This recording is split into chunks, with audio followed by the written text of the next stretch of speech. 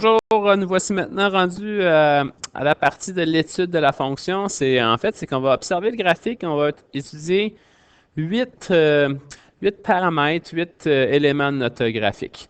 Alors, on est à la page 4 présentement dans votre document. Ça peut varier selon les versions données. Nous avons ici un graphique qui fait ressortir la température extérieure selon l'heure de la journée. Alors, on a une seule journée qui est affichée de 0 à 24 heures. Et durant cette journée-là, donc à 0, donc à minuit, il faisait -2. Il a fait -2 une bonne partie de la nuit jusqu'à 6 heures du matin.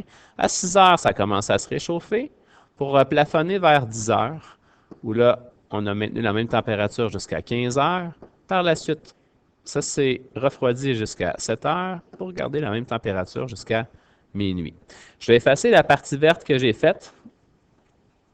Je voulais juste faire ressortir ce qui se passait dans ce graphique-là.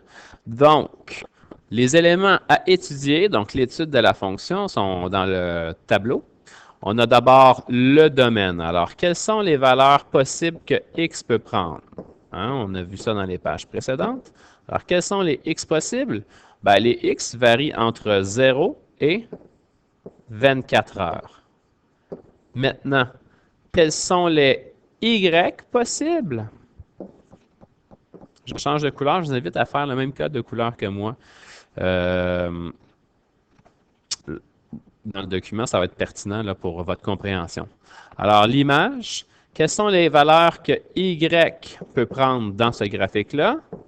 Les élèves vont être tentés de dire que y peut prendre la valeur -5 jusqu'à 3. Mais en fait, on fait une erreur parce que en aucun temps, durant la journée, il a fait 3 degrés ici. Le graphique ne passe pas par 3 degrés. Et même chose pour -5. Il n'a pas fait -5 durant la journée. Alors, ce qu'il faut faire, c'est bien faire ressortir les valeurs que y a pris, les différentes températures qui étaient possibles durant la journée. Et les différentes températures sont les suivantes. Alors, il a pu faire la plus petite température, c'est -4 degrés Celsius. Et la plus chaude, on est monté jusqu'à 2.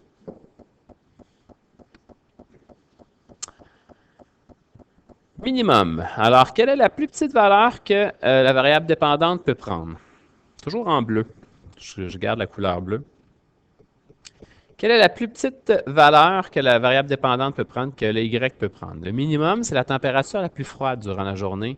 Et nous, on obtient -4 degrés Celsius. Quel est le maximum? Alors là, c'est contraire. Le plus chaud, nous avons 2 degrés Celsius. Ou je pourrais écrire ma réponse comme ça. Étant donné que j'ai juste un élément dedans, je suis capable d'énumérer ma réponse. Donc, je pourrais l'écrire entre accolades.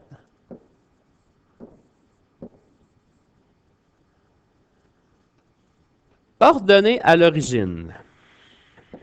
Alors, l'ordonnée à l'origine, c'est un mot que nous avons vu, mais moi, j'ai préféré travailler avec valeur initiale. Alors, quelle était la température initialement, au tout début dans le problème? La température, elle était à -2 degrés Celsius, étant donné qu'il n'y a seulement qu'un élément. Même chose, je peux le marquer entre accolades. Ou, si quelqu'un me dit ça, je vais accepter aussi. Maintenant, je vais revenir en vert pour venir faire l'abscisse à l'origine. L'abscisse à l'origine, bon, si tantôt avec notre ordonnée à l'origine, nous avons trouvé la réponse -2, c'est qu'on cherchait le moment où notre graphique passait par-dessus l'axe des Y, où notre droite rouge croisait l'axe des Y, et cet endroit-là, c'était ici. Quand on fait l'abscisse à l'origine, donc pour l'abscisse à l'origine, on va chercher le moment où la droite va venir croiser l'axe des X. Donc, si je fais ma droite, supposons en rouge, qui monte et qui descend comme ça, à quel moment elle vient passer par-dessus l'axe des X? Ben, c'est ici mon moment. Alors, je donnerai cette valeur-là comme réponse.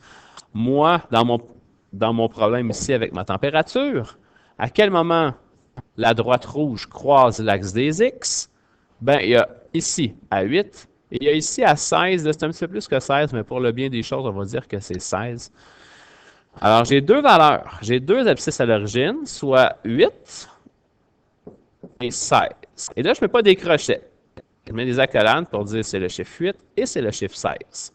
Ou, si vous voulez, vous pouvez l'écrire 8 et 16. Et là, ça serait dans mon contexte, ça serait à 8 heures et à 16 heures. Variation. Croissant, décroissant, ou même nul des fois, selon le problème. Alors ici, je vais répondre avec des valeurs de x. Je vais garder mon crayon vert, donc, en fonction.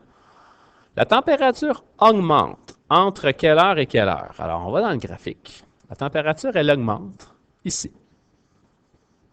OK, je ne veux pas savoir de combien de degrés elle a augmenté. Je veux savoir entre quelle heure et quelle heure la température a augmenté. Alors, c'est de 6 à 10.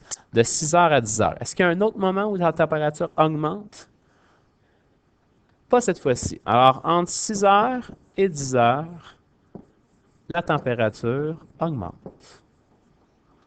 Elle diminue, la température, quand? Elle diminue, en fait, ici, entre 15 heures et 19 heures. Je répète, je ne veux pas savoir de combien de degrés la température a baissé.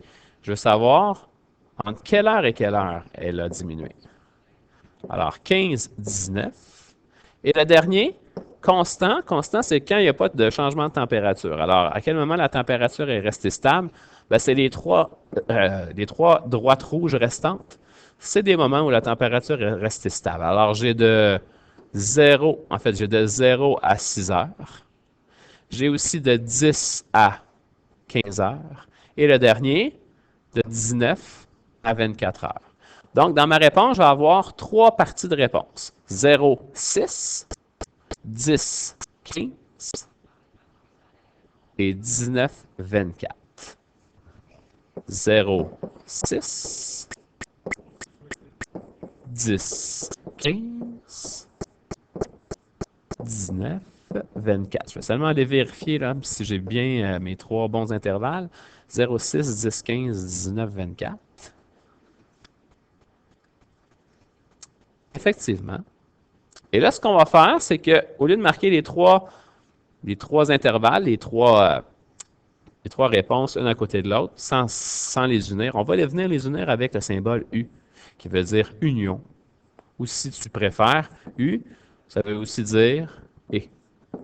Alors, c'est le symbole mathématique pour dire 0,6 et 10,15 et 19,24. Voilà. Dernière partie à faire, l'étude du signe. Alors, à quel moment la température est-elle négative?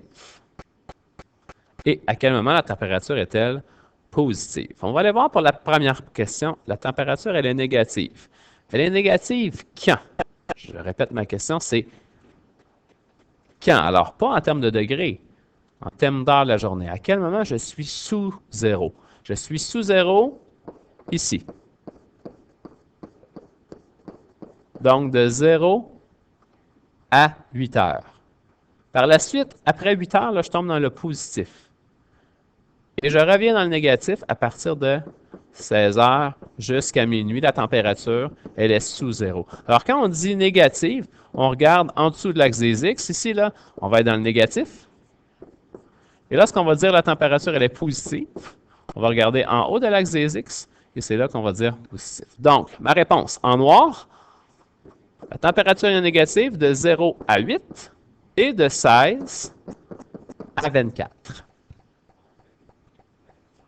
0, 8. Je vais l'écrire en vert parce que je réponds avec des X. 0, 8. 16, 24. Tandis que la température, elle va être positive maintenant. Elle va être au-dessus de 0. Entre quelle heure et quelle heure? Ben, c'est la partie verte qui me reste. Alors, elle va être positive ici. De 8 à 16 heures, la température va être au-dessus de 0.